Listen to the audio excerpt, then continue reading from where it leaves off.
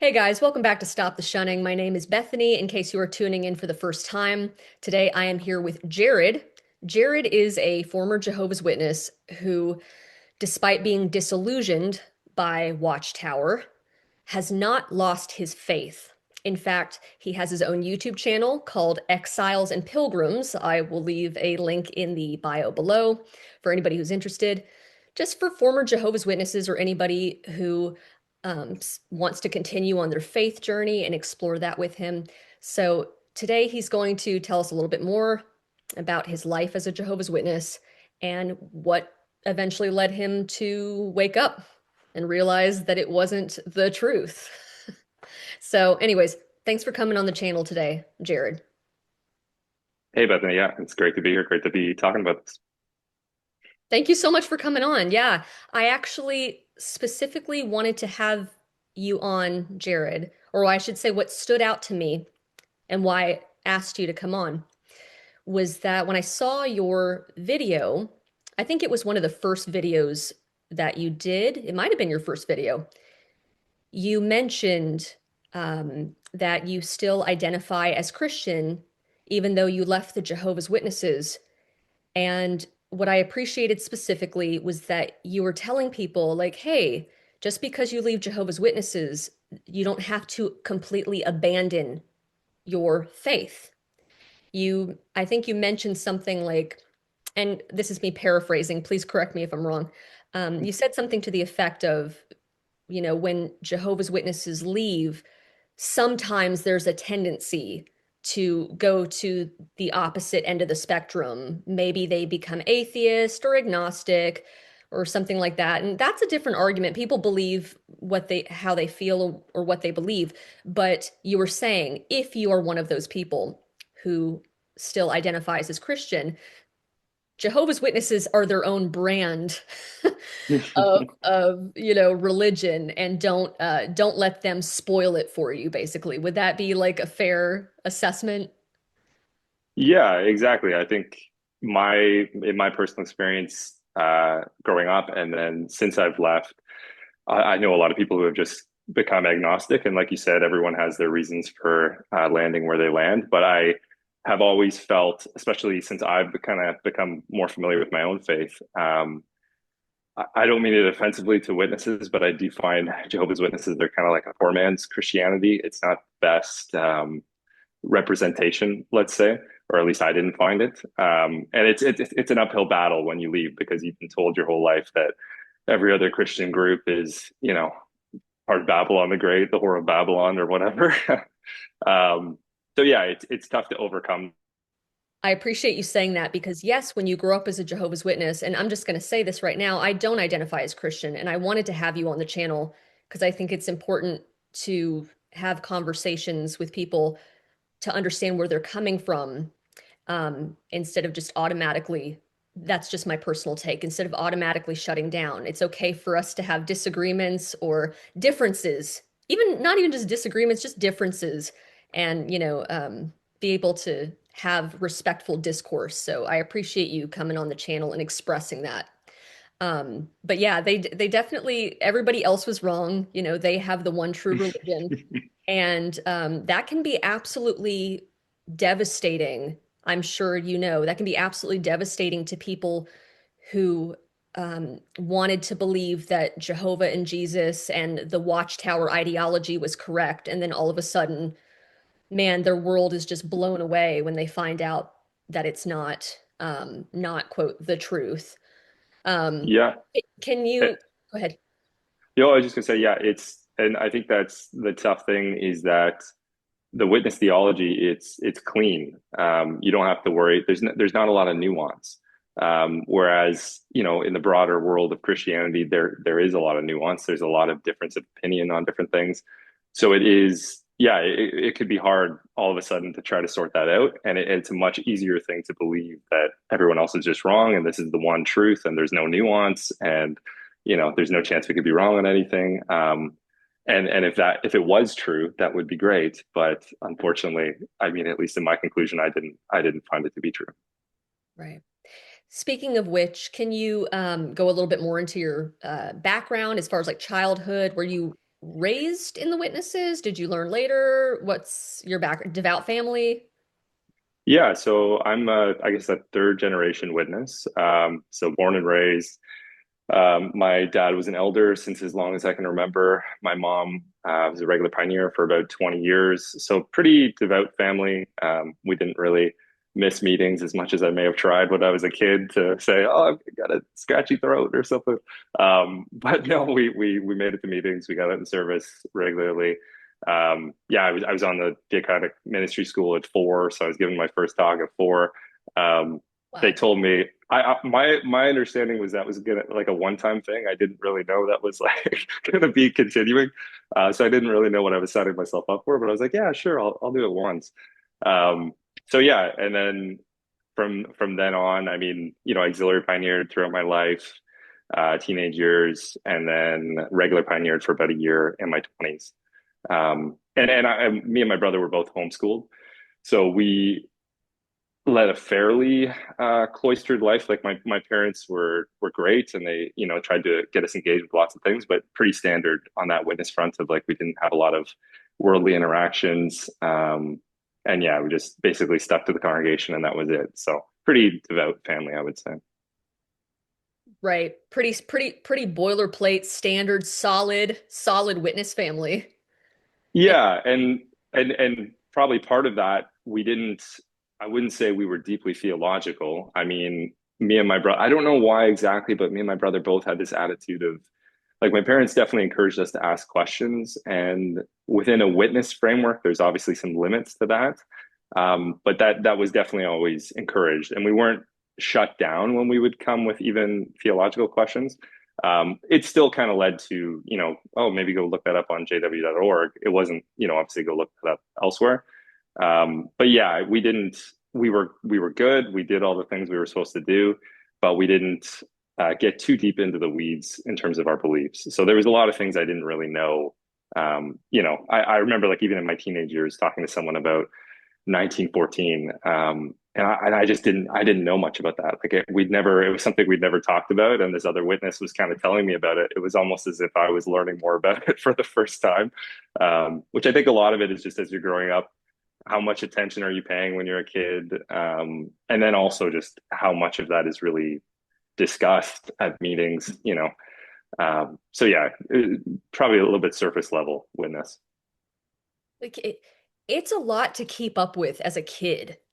I don't even think I could have explained 1914 when I was a teenager. I remember there was like video. I don't know if you remember this, but there was like videos, and I'm sure they've come out recently in recent years. I think they have with videos explaining what if you go to the door and someone asks you about why do Jehovah's Witnesses believe in 607 BCE or 1914. Here's an instructional video, on JW, or here's an instructional video of how you can explain these mental gymnastics to a stranger. And, that Yeah. as a kid. And then also, too, I'm sorry to laugh. I'm Jared. I'm so sorry. I'm sorry to laugh, but man, you were locked in the theocratic ministry school. I know that feeling of like, okay, yeah, sure, one and done. Nope, you're in it for life.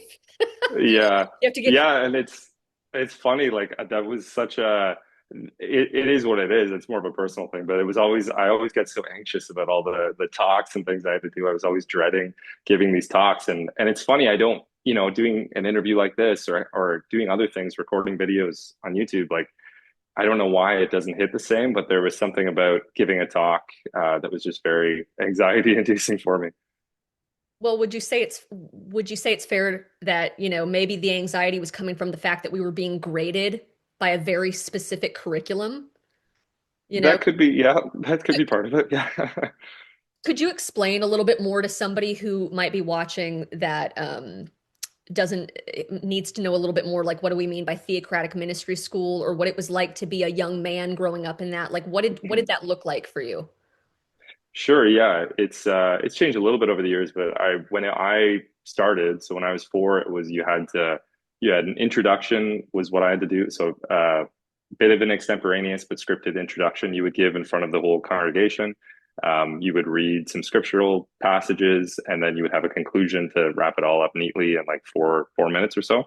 But basically, yeah, you would have different assignments that you would get maybe every other month. You would do it in front of the whole congregation, and then the overseer, the elder, would grade you on your, like how you did if you passed that whatever the assignment was. So it could be extemporaneous speaking, it could be gestures, it could be uh, modulation of your voice or whatever. So yeah, that's kind of what that was. I just remember, I like it.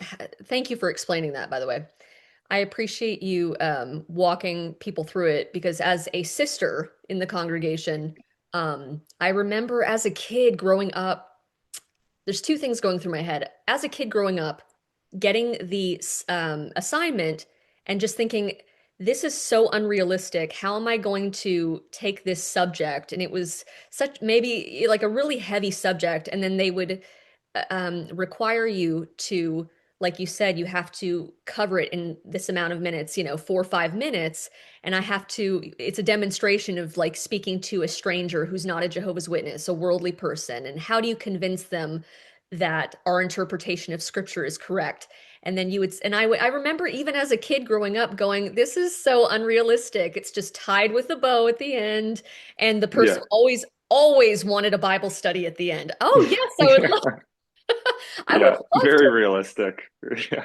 I would love to learn more. Yes, it always ended that way. I kind of almost wished growing up that I think I even asked my mother at one point when she did a talk with me.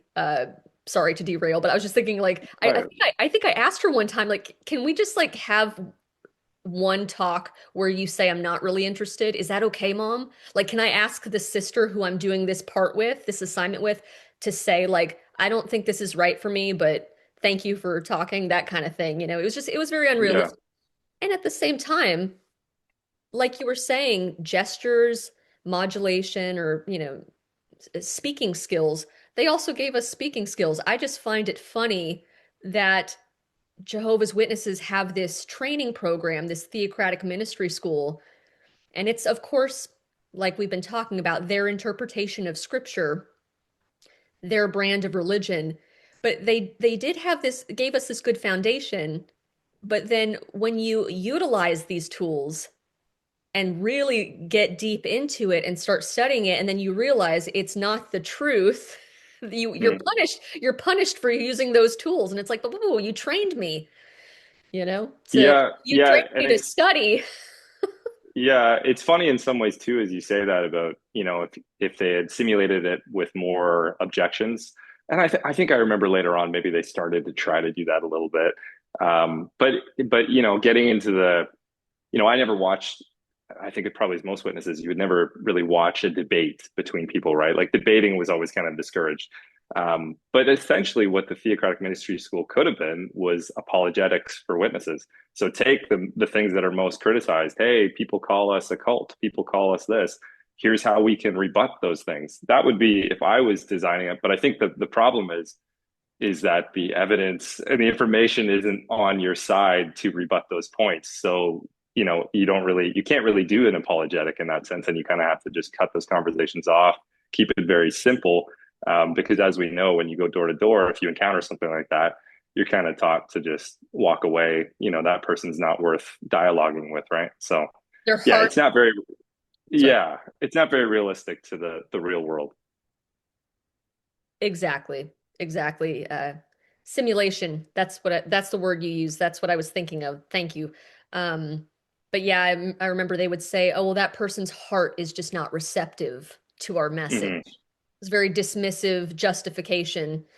So, anyways, thank you for sharing that. My next question to you is, as I ask every guest, is how much of this, I mean, you were learning all these skills, and this gives people a perspective who might be watching for the first time, who are curious about Jehovah's Witnesses. Even though you and I know this stuff, they might just think, "Oh, it's just church. You guys just sit and listen, right? Or listen to the pastor or something." So they might not know how much work is involved, or that we're given assignments and we have Hmm. to go through this training program of how do we overcome objections and that kind of thing. How much of your um, spiritual upbringing did you internalize truly? Like, were you all in? I mean, I know you're a kid and kids. us as kids, it's not fun going to the Kingdom Hall, but some people really get into it and are, they go full throttle, and then others had seeds of doubt earlier on. How would you describe like what you went through? Yeah, I would say even though I said earlier, like we didn't get too deep into the theology aspect of it growing up, I still did truly believe it. And to your point, I was a teenage or a young boy and then a teenage boy, and you're kind of distracted with, girls. What are you going to do with your life? What job are you going to have? So those things definitely occupied a lot of my thought, but yeah, so it probably was a lack of exposure to other things, other ideas, and then a busyness, as we all like, well, as witnesses know, we're kept fairly busy within the organization between meetings and field service and assemblies and parts and all these things. And then just the preoccupation of being a young person and your head is not really, you're not really, I don't know too many people who are thinking theology 24/7 when they're 15 or 16, right? Right. So yeah, so I definitely though I didn't really have any big doubts. I mean, the only later on I would, if anything, I grappled a little bit with just the idea of general agnosticism more than anything. It still wasn't our witnesses not the truth. It was just, how can I be certain that God exists? And I found witness resources, even going back to, parts of meetings. I just always found them very, and I don't mean this in a condescending way, but very simple. And I just was always, I would be sitting at the meetings and I was just, the odd time you would get an interesting talk from someone, I would be like, wow, that was so refreshingly different. And it didn't even, the bar was pretty low for that, but it just anything that like, where it felt a little bit off script, a little bit not what you were used to at every meeting, Um, and so I felt, I think intellectually I was dissatisfied with what I was getting, but I kind of thought, well, that's just the way it is. There's no, this is the truth, so it is what it is, right? Um, but I think that the seeds of that were starting to grow. Current and former, I've heard from both of them say that it's not, and this is just a life experience thing. Some people who have been around, since the 60s and 70s in the truth, in the organization, it used to, they describe it as being more studious. That's the word across the board that Mm, I hear in doing this. People tell me it was more studious back then and it felt like richer, like they were actually like the resources were better or they were more it was different. And now, like you say, because you said, "Oh, I don't want to sound condescending," but actually a lot of people feel the way you feel, current and former Jehovah's Witnesses, that all of a sudden it was dumbed down. Like there's a difference hmm between there's a difference between like making something uh, translating something in a way that helps people to understand a concept a little bit better and just completely just what's the I'm losing words right now. I told you I'm a better writer than I am a speaker. Sorry. no, But I but get they what you mean. yeah, they made things overly simplistic and didn't really show who they actually were. Like if you dig into some of their Hmm archives, it's like, whoa, this is what Jehovah's Witnesses were teaching in the 60s and 70s and 80s. And as they ran into lots of problems, you notice it's just more shiny and glossy and simple now. And look how happy we are in paradise. Yeah, And that's, I can understand that dissatisfaction. That's just basically what I agree with you. A lot of people yeah, feel that way. And they don't, they feel like 100%. this is kind of I call BS. This is not, yeah. And like you said, going off script a little bit, it's like, whoa, a little bit of authenticity. That's, you don't Yeah. find that in the witnesses. Sorry.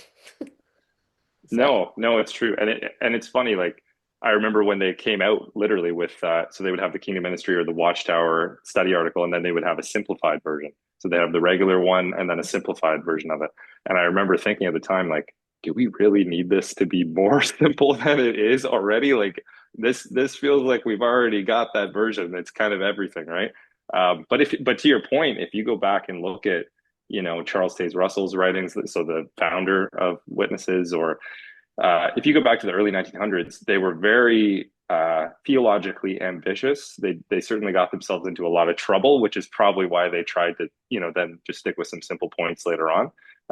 But that's getting into pyramidology and complex, like trying to do these calculations for prophecies and everything, right? So, yeah, exactly right. Like it's been kind of watered down over time to a very simple version. Yes, thank you. That was the word I was looking for, watered down.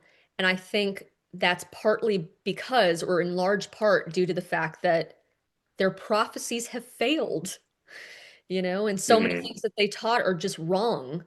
So they have to make it very rudimentary or very elementary to get people in. Because maybe things in the past, I don't know how you feel about this, but maybe things in decades past, these prophecies that Charles Taze Russell and, Rutherford and those earlier roots were pitching, people were drawn in. But when that did not Hmm. come to pass, they kind of think, well, how do we change this up? And but it's always a dangling carrot with the witnesses. You have to work for your salvation and stay with the Jehovah's Witnesses in order to be saved. Yeah, and I think exactly what you said there is it's the ambitious theology of Russell or Rutherford. There's something attractive about it because there was these deadlines, like there was timelines, right? And so big promises and in your lifetime too, right? So pretty attractive if you could trust in them. But then when they don't come through, obviously a lot of people, some people left and some people continued as the goalposts kind of got moved. But I think that was the reoccurring theme for me, even too, just having a bit of a desire, like a bit of a tendency to like a debate, like a reasonable conversation. I always just kind of had the perspective, and that's just been more reaffirmed in my life since, is that the truth should not be afraid of being examined. If you make a bold claim, if you make the claim that we have the truth, I'm fine with that. But you should not hide from having that claim examined.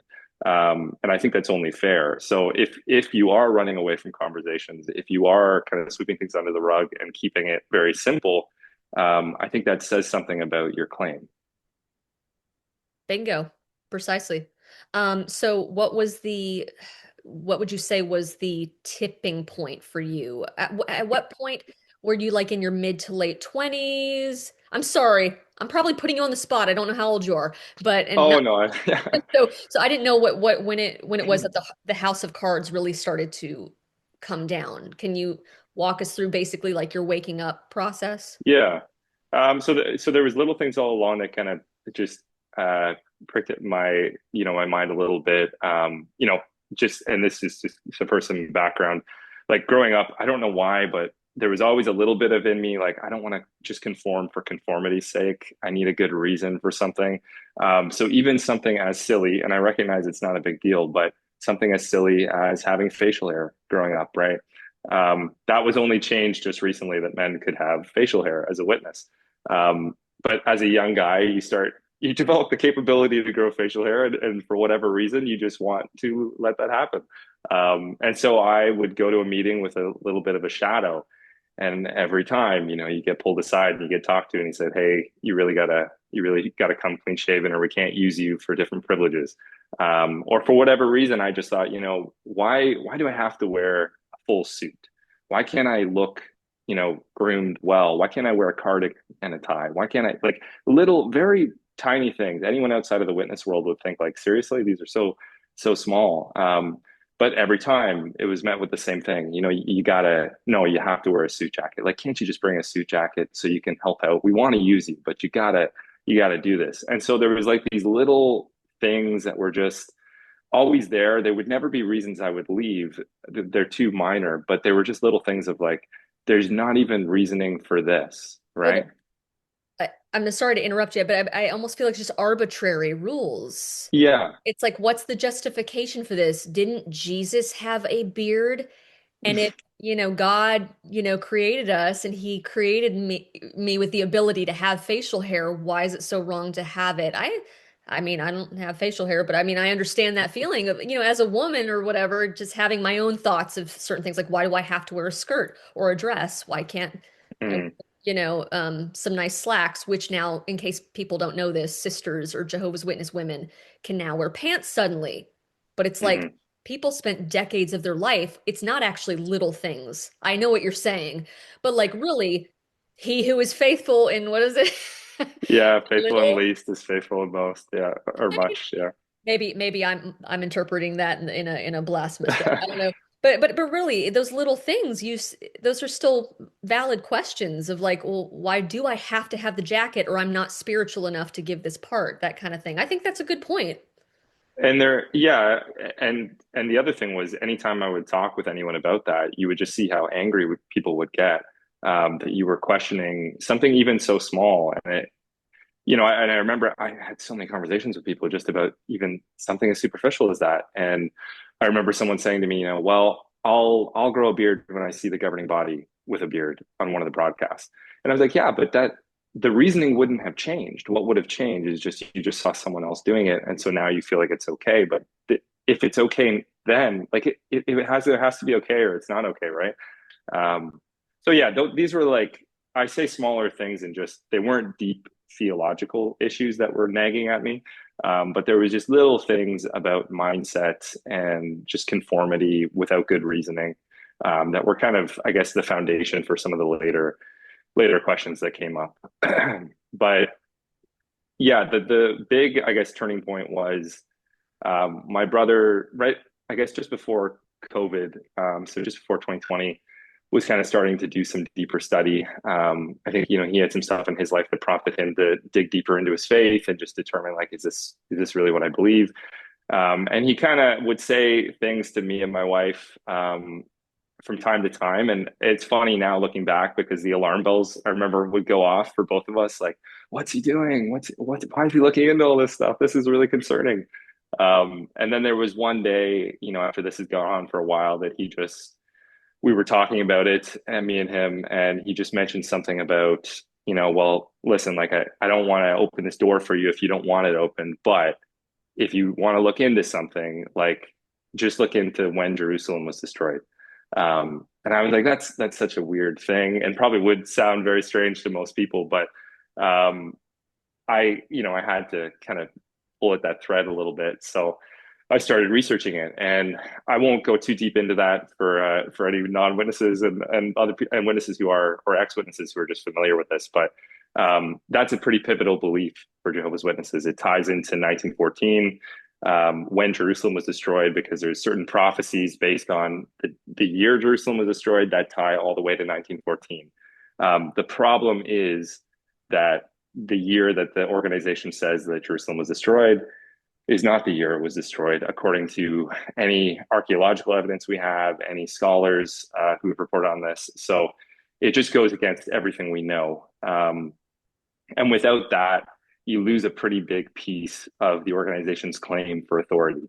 And once you kind of turn over that idea, all of a sudden everything becomes fair game, and you start to ask, well, what other doctrines? There's all these doctrines that I've just taken for granted, especially when you're still, you could just, again, then you determine which route you're going to go. But if Christianity is still on the table, then you start to consider, well, what other doctrines that were so distinctly Jehovah's Witnesses or questioned it, what other doctrines maybe have holes in them that I've just never looked into?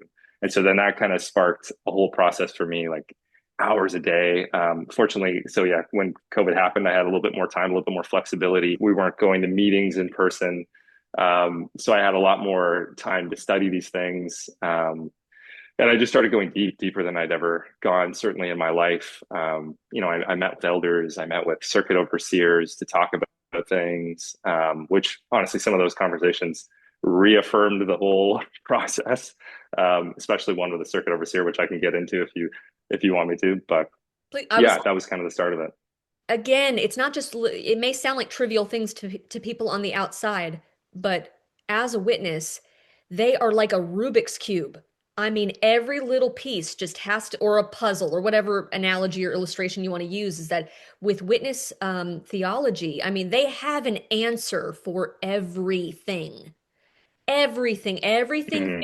fits together to come up with voila 1914 or 607. And then so when you say, look, I started doing some research and realized this isn't true, then this can't be true, then this can't be true, and then like you said, it starts poking holes. Mhm. I was curious that was my next question. When you started to uh wake up, I mean, first of all, what was going through you? Were you angry, shocked, elated because you knew you were gonna be free from this? What emotion did you feel? And what, that was my next question. What were the elders' responses and the circuit overseer? Please go for it. Yeah. So it wasn't elation. It was definitely anxiety. Because I think for anyone who doesn't know, you grow up being told that the second you start going down this road, you kind of know what's going to happen. You're going to lose everyone that you've loved. You're going to get cut off. I, as these things were happening, was having conversations, not overly critical, but just bringing certain topics up as I was kind of looking into them with family. Already, those conversations were getting very heated, and relationships were getting strained just at asking the question, just at trying to talk about it. So that was definitely running through my mind of like what the cost is going to be.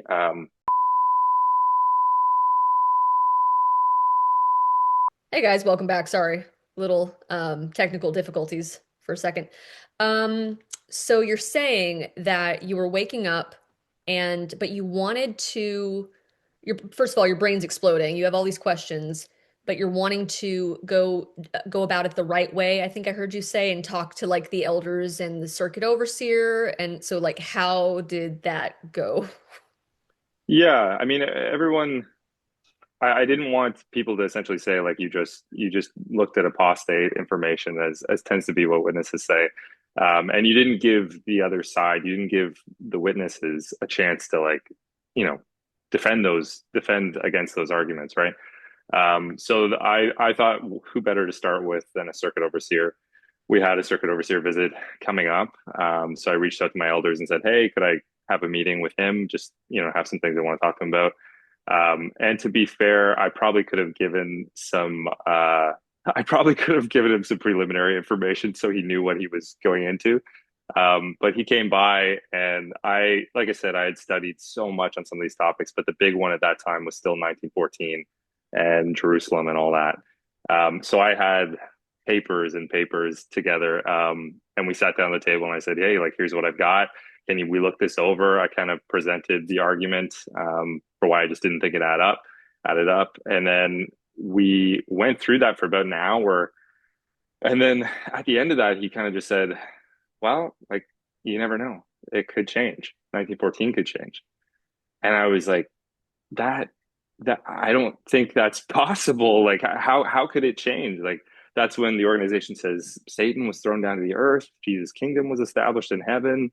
The organization's authority is kind of related to that. That's in 1918, which so that's all. Anyway, so I kind of said all that, and he was like, "Yeah." Hmm. And I kind of thought about it a bit. And the meeting kind of wrapped up shortly thereafter. We just kind of left it.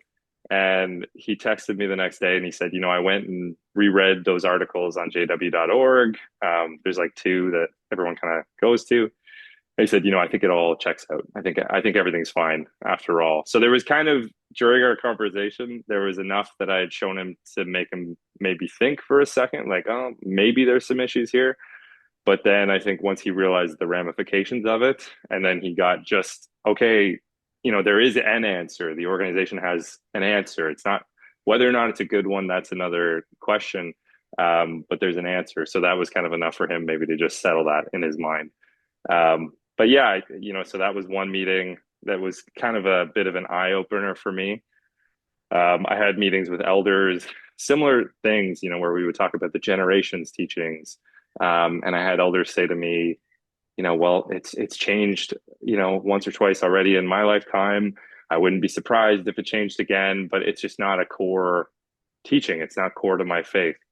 And so it was met with a lot of not really denial of the points that I was making or rebutting any of those points. It was just, what does it matter? Was essentially the retort of so what? And obviously I didn't find that very satisfying. So much to say about that. That is, first of all, it's interesting that the elders and the circuit overseer did not immediately like, because you know Jared, you know that I think everybody assumes that if you're XJW, you assume all elders are like bad guys. And it's like there's a lot of elders who think they're doing the right thing, you know. I mean, Hmm. but some are more, but some are harsher. My point being, some are harsher and really arrogant and abuse their power. And so I've heard stories of people with their doubts. They did not, I was saying that you get some elders who are really harsh and abuse their power and are very, they're triggered very easily. And so the fact Hmm. that you brought this information and they didn't immediately shut you down, they didn't think the worst of you, because I've heard different stories of people bringing their doubts, and it's like, well, where have you been looking? And what no good have you been up to, kind of thing. And the fact, I'm sorry, I think you created a little cognitive dissonance in their brains, especially that first one, Yeah, that was just kind of like, who knows? And then later comes back and says, you know what? I think it checks out. I think it's okay. I mean, who knows? You may have planted a seed. that's the hope. That's speculation. That's purely speculation. But with the way that the organization is going, um, more and more justification. It's just interesting, the justification and the rationalizations that these men in power are making, because who know, then they have to question, you've said this before, then they have to question their, whole belief system, and they have to pull at that thread. So that was interesting. Was there any, okay, you said their reaction, but like, so was there any fallout past that? Like, did they come back around like Jared's a dangerous influence, or did they give you any more trouble? Because that tends Yeah, to happen. that's what I was gonna say as you were mentioning that. So it wasn't that did kind of start fairly quickly. I would say like the first meeting I had with elders, and after the honestly after the meeting with the circuit overseer, it seemed like there was some concerns that were raised, and that maybe he talked to the elders after that and kind of let them know like we got to keep an eye on this situation, because then the reach outs started to be a little bit more frequent, and I had some meetings with elders, and they wanted to be sure that I wasn't sharing ideas with anyone, that could potentially be an issue for someone else's faith.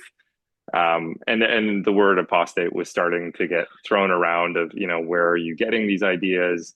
Because it seemed to be a very common thing with anyone I talked to in the witness world that no one could possibly come up with these issues without going to an apostate website.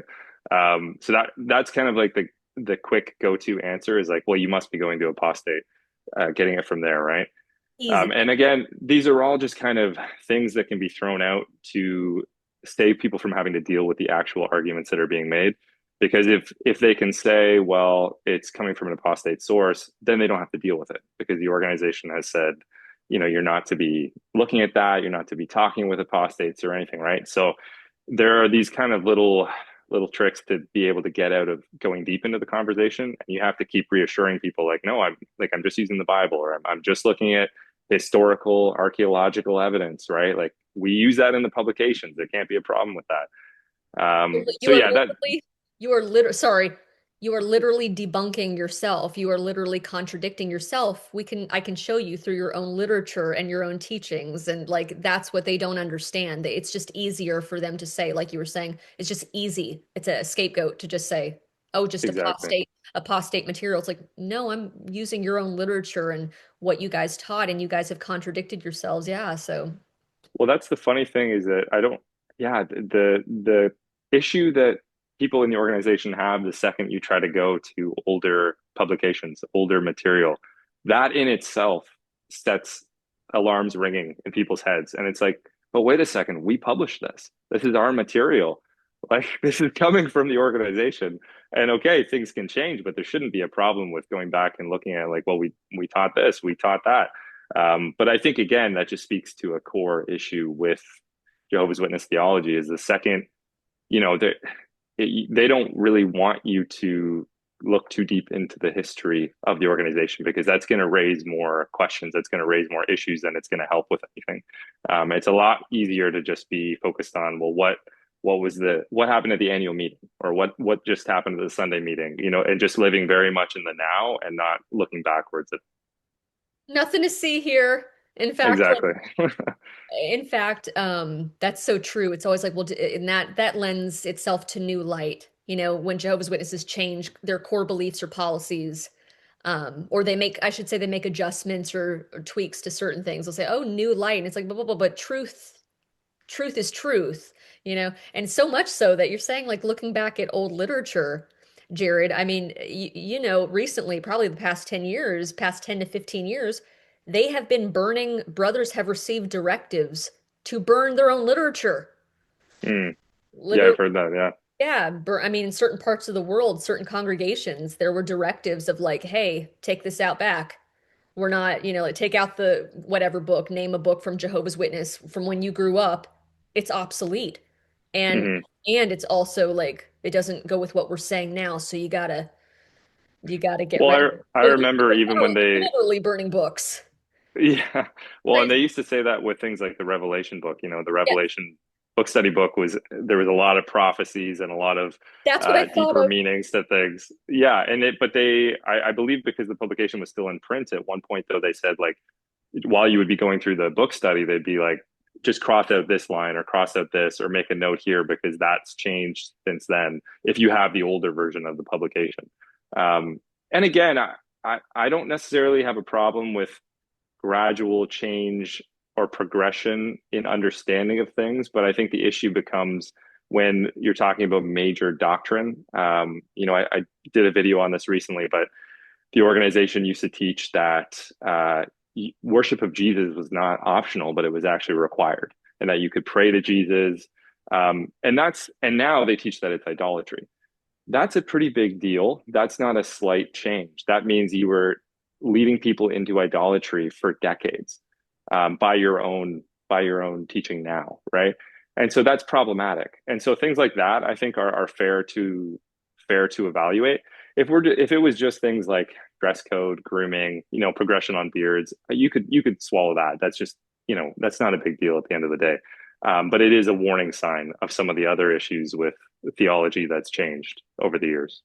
You mentioned something about idolatry, um, and not worshiping Jesus. And I just find it interesting. I was wondering what comments you had on this pedestalizing of basically worshiping idolatry of the governing body. The governing body when I was growing up, Jared, I think we're close in age. When I was Mm, growing up, they were like grandfatherly figures that you didn't know who they were. Like yeah. we maybe heard their voices in recordings or at the convention or something like that, but we didn't there was a I'm not saying that they were innocent or whatever, but there was a mystery at least to them. They were almost Hmm. it's like they weren't putting themselves front and center.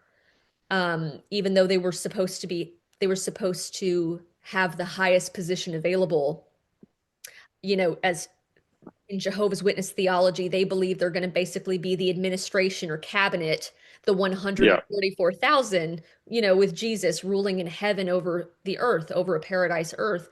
So, oh, that's such a lofty position, but there was some mystery, is what I'm trying to say. Like back in the 80s and 90s, you didn't really know who the governing body was. And all of a sudden, 2000s, early 2000s, like when I graduated high school, there was an explosion suddenly of JW broadcasting and you saw the governing body constantly. So not only did they rail against televangelism back in the Mm, day, they became televangelists.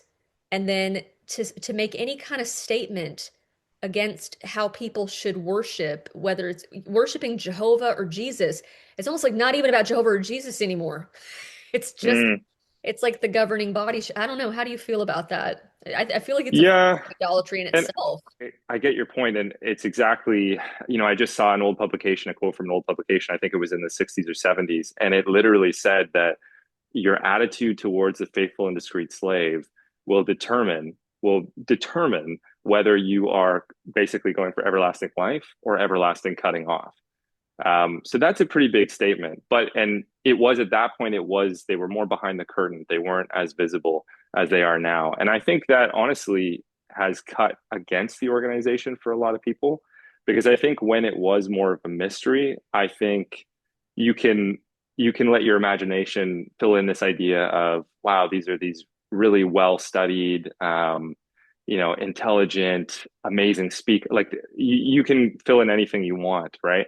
But then when you see it played out in front of you and you're seeing the same delivery of parts that you see at every assembly and every meeting, and you realize that these are just ordinary guys, and that's fine. But then when you pair that with the history of theological changes and everything, it's just like, I don't know that I want to trust, from a place of still having faith, I don't know if I want to trust my salvation, my everlasting fate. I don't know if I want to trust that to these guys, especially when some of these authority claims they're not checking out, right?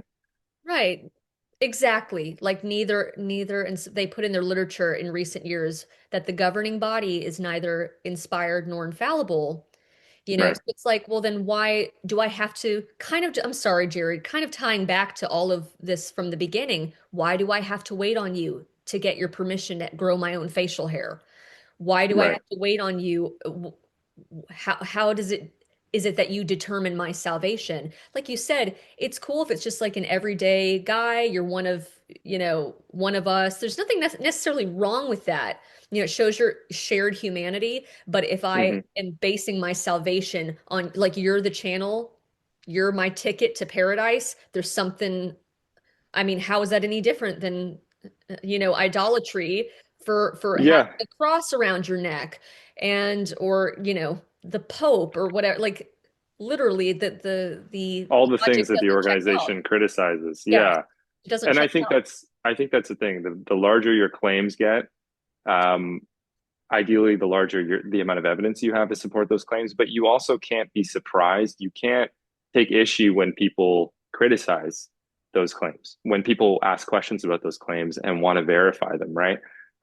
If you're going to make a claim, someone commented on a video of mine recently, a witness saying, just talking about assuming the evidence was there that the organization was chosen in 1918 by Jesus for their pure worship, because that is a belief of the organization.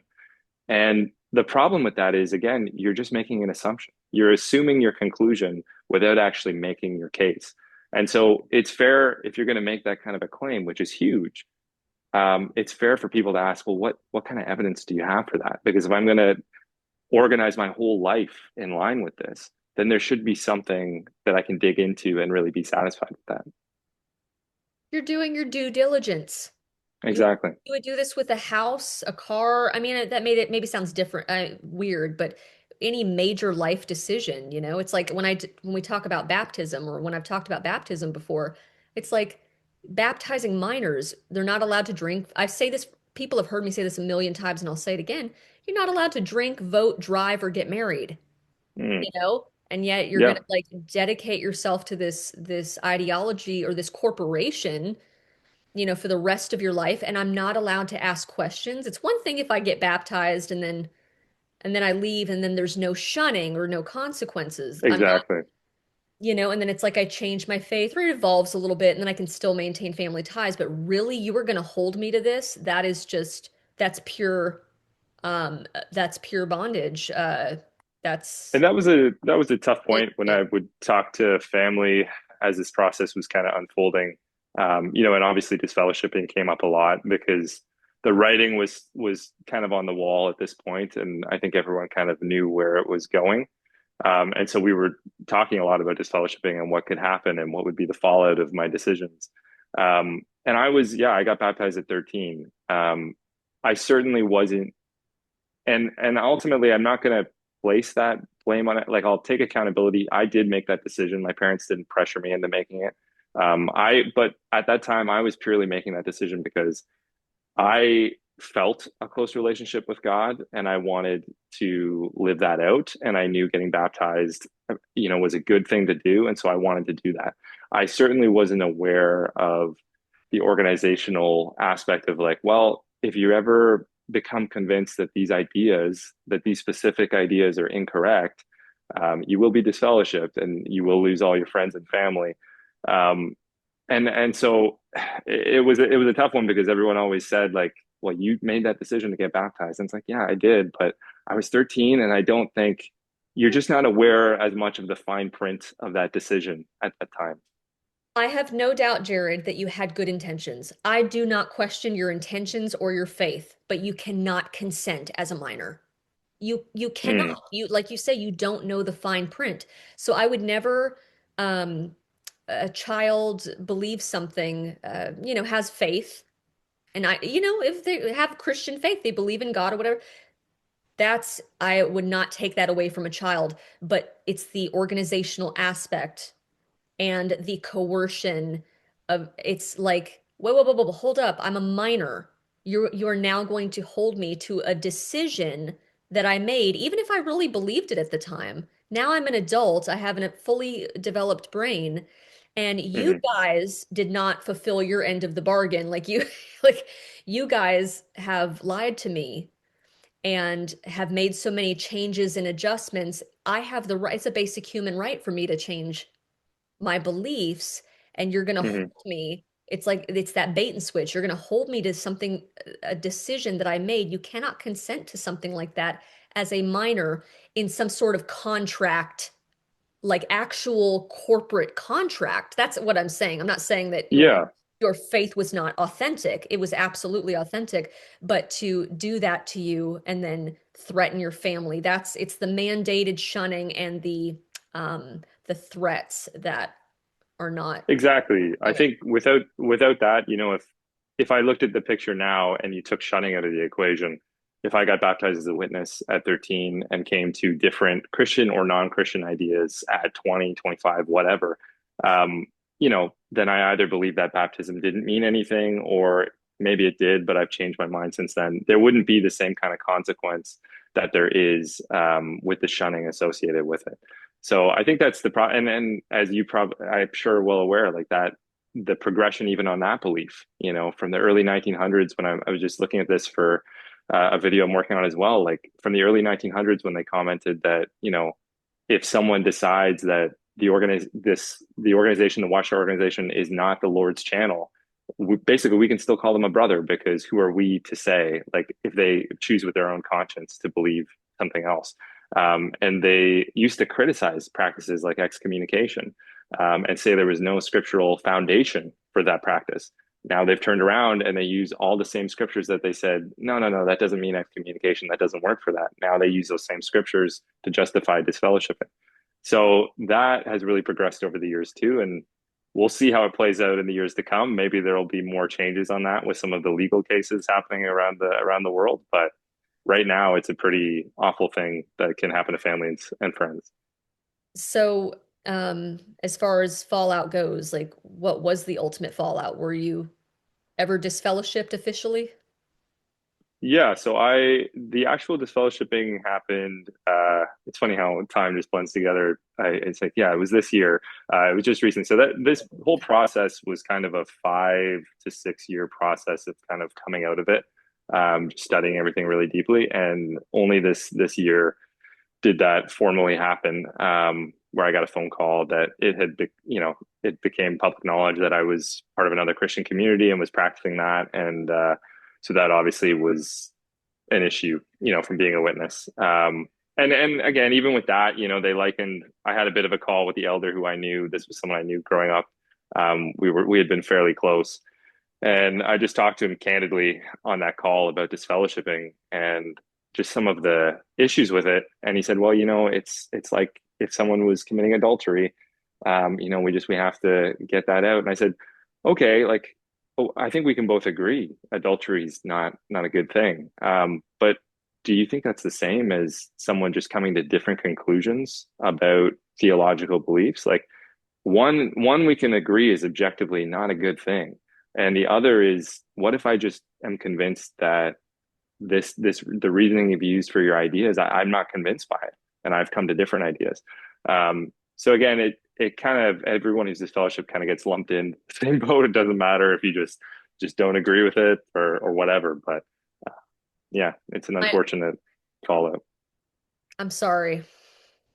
Yeah, no, my brother years ago, he's a grown man now, but back when I was a kid, we're 10 years apart. I was 6 years old and he was 16. He got disfellowship for smoking a joint or a cigarette. Mm, I don't even know if it was marijuana. I think it might have been a cigarette. Not sure, but I mean, it was something like that. And they treated him like, just lumped him in with they all go to the same prison cell, yeah, essentially. yeah. So anyways, I am sorry that you went through that, and that you had to go through that experience just for seeking truth, or just question, or I should at least say being even respectfully critical of the organization. It's not like you came out at them lashing or were trying to cause any problems. You're just like, hey, this doesn't add up, and they let you down, Yeah. and in the end, their response just, yeah, I'm sorry that you and your No, family I had to appreciate go through that. that. Yeah, I mean, it's been especially tough on my family. On my wife, and my kids are young, so they weren't really exposed to anything with the organization, so they're not aware of that really. But yeah, there's a lot of real consequences that come from it, and yeah, it's unfortunate what it does to families. How are you doing now, you and your family? Yeah, I mean that's the thing, before I wouldn't have the idea of doing something on YouTube or whatever, I really did want to be respectful of the family and friends I was leaving, and I know obviously doing that, I knew it would hurt them to see me putting up that kind of content. But then when it reached a certain level of finality, when I did get disfellowshipped and those relationships are kind of it is what it is. That was what I wanted to do, is I wanted to just give people a perspective that, I've been there as a witness, 5 years of kind of going through that process and dealing with the emotions of, you don't want to make certain decisions because you know what the fallout's going to be. You're going to hurt people you love, and you don't believe they're doing. I didn't believe a lot of my family and loved ones were doing anything out of malicious intent or ill will. I knew they just genuinely believed this. So you don't want to hurt people, and so that's a tough spot to be in, and you can become very anxious and very stressed all the time about that.